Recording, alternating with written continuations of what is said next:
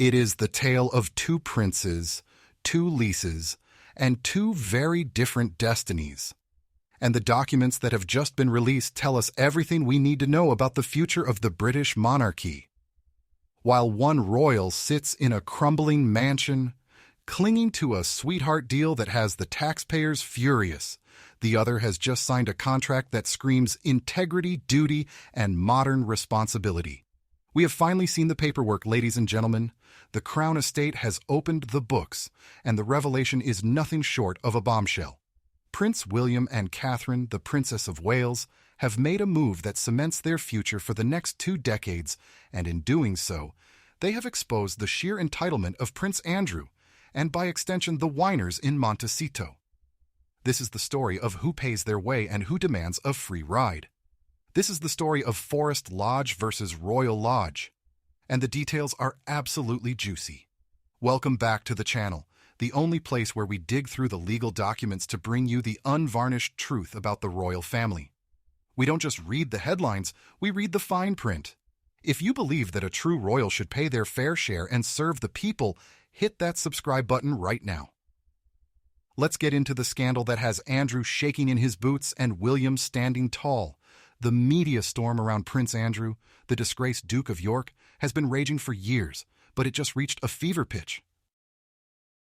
We all know about his refusal to leave Royal Lodge, that massive 30-room mansion in Windsor that he has allowed to fall into a state of disrepair.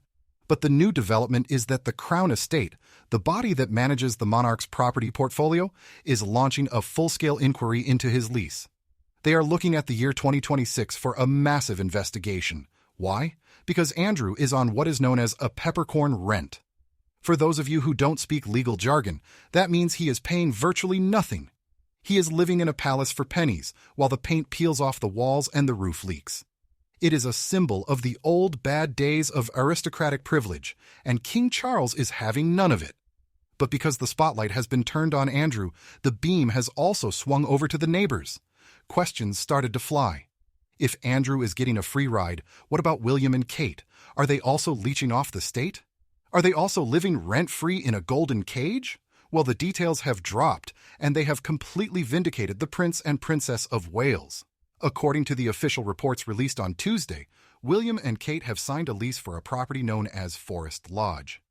And unlike his uncle, William is not asking for a handout. The documents reveal that the couple is paying full market rent for the 8-bedroom mansion. Let me repeat that. Market rent. They are paying exactly what a private citizen would pay for a luxury property in Windsor. There are no favors here. There are no backroom deals. The official report reads, a 20-year non-assignable lease with the Crown Estate for Forest Lodge, commencing 5th of July 2025. This single sentence tells us so much. First, let's talk about the money. The Crown Estate didn't just guess the price. They brought in the big guns, independent valuers from Hampton's and Savills estate agents. 2 of the most prestigious firms in the UK were appointed to value the property. William and Kate also hired their own independent representation, Knight Frank, to ensure everything was above board. This was a business transaction. It was clean, it was transparent, it was ethical. It is a stark, humiliating contrast to Prince Andrew, who is sitting on a lease that is arguably a drain on the nation's resources. William is effectively saying, I am the heir, but I will pay my way. It is a masterstroke of PR, but more than that, it is a masterstroke of character. It shows that William understands the mood of the nation. In a cost-of-living crisis, you cannot have royals living for free in mansions while regular people struggle to pay their mortgages. William gets it. Andrew clearly does not. And let's look at that timeline. A 20-year lease. This is massive. This isn't a stopgap solution. This isn't a weekend getaway. This is a declaration of stability. By signing a lease that runs until 2045, William and Kate are planting their flag in Windsor. They are telling the world, this is our home. This is where we will raise the next generation. Danielle Stacey, a royal correspondent, hit the nail on the head when she pointed out that the prince and princess clearly adore the Windsor area.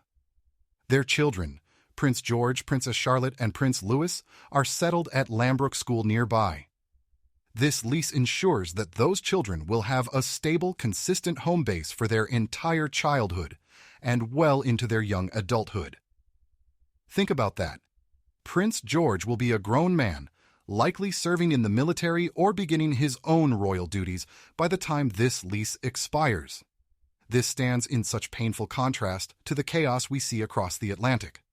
While Harry and Meghan have bounced from Canada to Tyler Perry's couch to the Montecito mansion, which they constantly complain about regarding security and privacy, William and Kate are building a rock-solid foundation. They are prioritizing their children's stability over their own ego. They aren't chasing the bright lights of Hollywood. They are choosing the quiet dignity of Windsor Great Park. But there is a darker side to this lease story, and it spells absolute doom for Prince Andrew. The legal experts have been poring over the fine print of these Crown Estate leases, and they have found the trap that Andrew is currently in. Brian Johnston, a property litigation partner at the major law firm Dentons, explained the mechanism for getting out of these leases. You see, the lease for Forest Lodge and likely Andrew's lease at Royal Lodge contains a clause that allows the tenant to surrender the interest early, usually with 12 months' notice. So in theory, Andrew could just say, "Fine, I'm leaving," and walk away. But he can't, and here is why. The lease obligations require the tenant to keep the property in a specific state of repair. We know from aerial photographs and insider reports that Royal Lodge is crumbling. There is damp, there are cracks, the exterior is rotting. If Andrew triggers the surrender clause, he remains fully liable for complying with all lease obligations up to the date he leaves. That means he would have to pay to fix everything before he hands back the keys. Mr. Johnston explains it brutally. Complying with these obligations could be very costly, especially if the property is in a poor state of repair and condition. The Crown Estate is strictly entitled to recover damages arising from any losses it suffers. In simple terms, if Andrew tries to leave, the Crown Estate will hand him a bill for millions of pounds to fix the house he neglected. The expert says these costs could actually exceed the value of any surrender payment Andrew might get. He is financially trapped. He cannot afford to stay because he can't afford the upkeep, but he cannot afford to leave because he can't afford the exit bill. This is the Andrew paradox, and it highlights just how smart William and Kate have been with their new agreement for Forest Lodge. The report states their lease is a common law tenancy at an open market rent subject to standard landlord and tenant repairing obligations. Because they are moving into a property that has likely been prepared for them, and because they are paying market rent, the landlord, the Crown Estate, has an obligation to maintain the structure, while William and Kate handle the day-to-day. It is a fair modern arrangement. It also suggests that King Charles is tidying up the family finances. He is professionalizing the monarchy. He is drawing a line in the sand. On one side, you have the working royals, the Waleses, who pay fair value and sign 20-year contracts, signaling their dedication to duty. On the other side, you have the non-working royals, the Andrews and the Harrys, who either want free housing or complain that their free housing wasn't good enough. Let's not forget, Harry and Meghan were given Frogmore Cottage. They spent millions of taxpayer money renovating it, only to abandon it after a few months because it wasn't grand enough or they felt trapped. Now, William and Kate are committing to Forest Lodge for 2 decades. It shows a difference in resilience. It shows a difference in gratitude. The choice of Forest Lodge itself is interesting. It implies a desire for privacy, nestled in the greenery of the park, away from the prying eyes of the paparazzi, but close enough to the castle to support the king. It is a strategic location. It puts them right at the heart of the royal operation. With the king spending more time at Windsor and Sandringham, having the Prince of Wales just down the road means the transition of power, whenever that day comes, will be seamless. They are literally and figuratively positioning themselves as the right hand of the sovereign. And what about the non-assignable part of the lease? That means William can't sublet it. He can't pass it off to a friend. It is for his family and his family alone. This prevents any of the murky gray area subletting situations that have plagued royal properties in the past. It is clean. It is strict. This news must be a bitter pill for the Sussexes to swallow. They often pushed the narrative that they were being treated unfairly, that William got everything handed to him. But here is the proof that William is paying for his privilege. He is writing the check. Can Harry say the same? Harry lives in a mansion funded by selling out his family secrets. William lives in a mansion funded by his private income, paying market rates to the Crown estate, which ultimately benefits the UK Treasury. One brother invests in his country, the other withdraws from it. As we look ahead to 2026, the inquiry into Andrew's lease is going to be a bloodbath. The king has been patient, but the patience is running out. The contrast between the Forest Lodge model, fair rent, clear terms, long commitment, and the Royal Lodge model, tier, peppercorn rent, decay, entitlement, is too stark to ignore. The king is using William's new lease as a template for the future. He is effectively saying to Andrew, "Look at your nephew. This is how a modern royal behaves. Get on board or get out." The fact that William and Kate are locked in until 2045 gives us a sense of calm. We know where the future king will be. We know where the future queen will be. They aren't going to be filming reality shows in LA. They aren't going to be launching lifestyle brands in New York. They are going to be in Windsor, doing the work, raising the heirs, and paying the rent. It is boring, perhaps, to the drama lovers. But it is beautiful to the monarchists. It is the sound of stability. So as the media continues to tear Andrew apart, and rightfully so, let's take a moment to applaud the Prince and Princess of Wales.